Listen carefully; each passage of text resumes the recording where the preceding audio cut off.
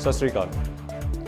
2014 च आई बीजेपी की सरकार ते आई एक स्कीम बेटी बचाओ बेटी पढ़ाओ, जिस नारे का उन्होंने बहुत उपयोग किया, पर कुछ ज़्यादा फर्क नहीं पिया। 2012 दिल्ली गैंगरेप केस तो बाद इस चीज़ का बड़ा फायदा उठाया गया कि कांग्रेस विमेन सेफ्टी लिए, औरतों की सुरक्षा लिए कुछ नहीं कर पाई है।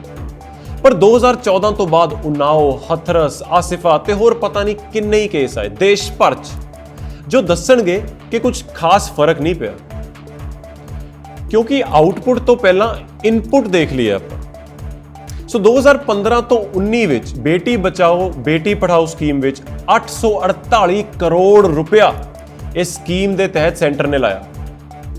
ਇਹਦੇ ਚੋਂ 622.48 करोड़ रिलीज होया सारियां स्टेटां नूं। पर तुहानूं दस्सण मैं ये जा रहा है कि ਇਹਦਾ लगभग 80% पैसा सिर्फ मशहूरी च लगा दिता स्टेट्स ने।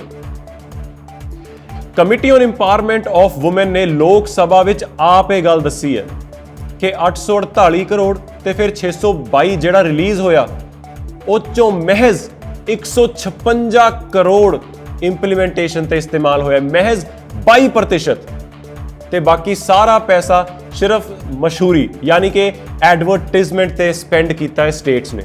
कितनी शर्मनाक गल है। कमिटी ने सरकार नूं यह भी कहा कि स्कीम का पैसा सही तरीके नाल वरतिया जाना चाहिए है ते प्लान करना चाहिए है कि एजुकेशन ते हेल्थ ते इस पैसे का कितना हिस्सा खर्चिया जाना चाहिए है, यानी कि बजट की प्रॉपर एलोकेशन होने की उन्होंने मांग की है ताकि यदि दुर्वरतों ना हो, क्योंकि आंकड़े साफ दिखा रहे हैं कि कम घट ते प्रचार ज्यादा हो रहा। यह तो रही गल बीजेपी की एक स्कीम ते उहदी इंप्लीमेंटेशन की। तुहानूं हुण आंकड़े ये भी दस दिंने आ कि रेप दे की हालात ने इस वेले जो वुमेन सिक्योरिटी च सब तो ज्यादा मायने रखते हैं। NCRB यानी कि नैशनल क्राइम रिकॉर्ड्स ब्यूरो की रिपोर्ट जे मनीए तो 2019 विच 4 लाख तो ज्यादा केस सिगे देश च। 2018 च 3.78 लाख, 2017 च 3.60 लाख, यानी कि रेप हर साल 17, 18, 19 विच वधदे ही रहे ने इस स्कीम दे शुरू होने दे 2 साल बाद भी। ते उस तो बाद जे मैं गल करा कन्विक्शन दी, जिन्ने केस आए वो तुहानूं दस्से ते वो जदों कोर्ट विच जांदे ने उन्हां चों किन्नियां नूं सज़ा मिलदी है। तो 2015 तो 19 ये उही पीरीयड है जिहदी गल इस रिपोर्ट च तुहानूं मैं दसी है।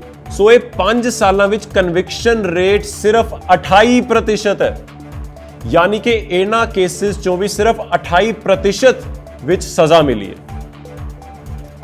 सो नारा तो उन्होंने बहुत शुरू किया, बेटी बचाओ बेटी पढ़ाओ, यदि बहुत चर्चा हुई, इन्हें बहुत ज़्यादा पॉलिटिसाइज भी किया ते प्रमोट भी किया, लेकिन इसका रिजल्ट कुछ भी नहीं आया। क्योंकि एजुकेशन की गल करन तो भी पहला विमेन सेफ्टी की गल करनी पेगी, क्योंकि कई स्टडीज़ ओवर द ईयर्स जिहड़ियां आईयां ने उन्होंने दस्सिया है कि जे विमेन लिटरेसी इंडिया च घट है या ड्रॉप आउट रेट यानी कि स्कूल कुछ जमातां पढ़न तो बाद कुड़ियां स्कूल छड्ड दिंदियां ने, उहदा सब तो वड्डा कारण विमेन सेफ्टी है। क्योंकि कुड़ियां ना क्लासरूम विच सेफ ने, ना जिहड़ा घर तो स्कूल दे विच दा रस्ता है उहदे विच सेफ ने। इसे करके ज़्यादातर थावां इहो जिहियां ने इंडिया च जिथे कुड़ी जिवें जिवें वड्डी हुंदी है उहनूं स्कूल चों कड्ढण दी दर भी वधदी रहिंदी है, जिहदा असीं ड्रॉप आउट रेट दा गल कर रहे हां। ये आंकड़े तुसीं जे देखोगे तो 6वीं तो बाद कुड़ियां स्कूल चों कढ लियां जांदियां ने, फिर 8वीं तो बाद बहुत घट गिनती है जो 10वीं भी करती है तो उस तो बाद 12वीं करती है। तो ये गल पूरे देश की है। सो रूरल अर्बन डिवाइड बहुत मैटर करता है। इस कोई शक नहीं है कि कुड़ियां इस वेले बहुत लेवल तक पढ़ाई कर रही हैं, पोस्ट ग्रेजुएशन PhD सब कर रही हैं, लेकिन उन्होंने जिहड़ा आंकड़ा है वो दर बहुत घट है। तो जे असी चाहुंदे आ कि उन्होंने एजुकेशन वधे तां उन्हां दी पढ़ाई तो पहला उन्हां दी सेफ्टी, उन्हां दी सुरक्षा की गल सानूं करनी पेगी। सो बेटी बचाओ बेटी पढ़ाओ विच जे बेटी बचाउण दी गल पहला कीती जाएगी तां ही उन्होंने पढ़ाउण दी गल कीती जा सकती है। 2019 तक का डेटा है, सरकार कोल हजे भी टाइम है 2024 तक एटलीस्ट भी इस स्कीम की इंप्लीमेंटेशन, जिवें कि कमिटी ने भी कहा है कि पैसा तुसीं एलोकेट करन तो बाद मॉनिटर करो ते डिसाइड करो, एलोकेट करो कि ये पैसा किस तरह ते किस हैड दे अंडर वरतिया जाएगा ताकि इसका इस तरह का दुरुपयोग ना होवे। तुसीं देखते रहो पंजाब टुडे।